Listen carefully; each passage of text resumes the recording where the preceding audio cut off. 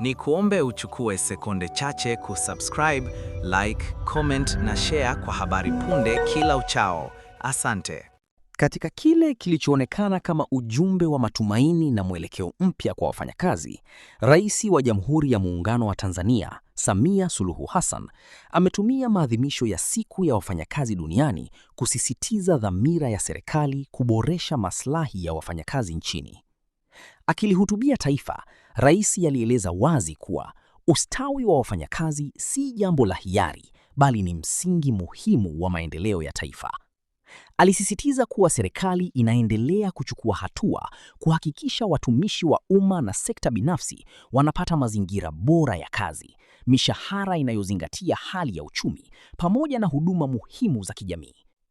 Katika hotuba yake, alikiri mchango mkubwa wa wafanyakazi katika ukuaji wa uchumi wa nchi, akibainisha kuwa bila nguvu kazi imara, mafanikio ya kiuchumi hayawezi kufikiwa.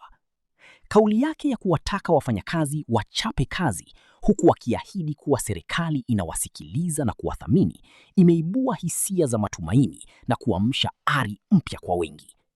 Hata hivyo, Rais hakupuuzia uhalisia wa kiuchumi, akieleza kuwa maboresho ya maslahi yatafanyika kwa tahadhari kulingana na uwezo wa uchumi wa taifa.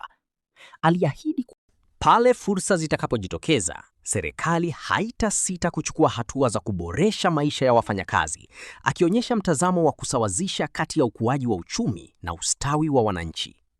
Kauli hiyo imepokelewa kwa mitazamo tofauti miongoni mwa wadau wa ajira na uchumi. Wapo wanaoiona kama ishara ya mwelekeo sahihi, hasa katika kipindi ambacho gharama za maisha zimepanda, huku wengine wakisisitiza umuhimu wa utekelezaji wa haraka ili ahadi hizo ziweze kuonekana moja kwa moja katika maisha ya wafanyakazi.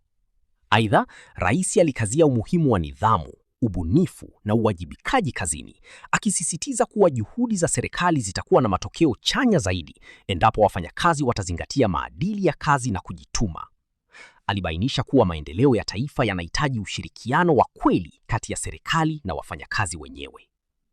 Kwa mtazamo mpana, hotuba hiyo imekuja wakati ambapo dunia inakabiliwa na changamoto mbalimbali za kiuchumi kama mfumuko wa bei na ushindani wa ajira, hali inayofanya ujumbe huo kuwa sehemu ya mkakati wa kuimarisha mshikamano wa kitaifa na kuongeza morali ya wafanyakazi.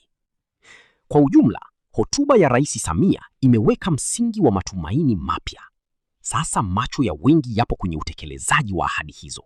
Ikiwa zitageuzwa vitendo, zinaweza kuleta mabadiliko makubwa katika sekta ya ajira na kuchochea ukuaji wa uchumi wa Tanzania.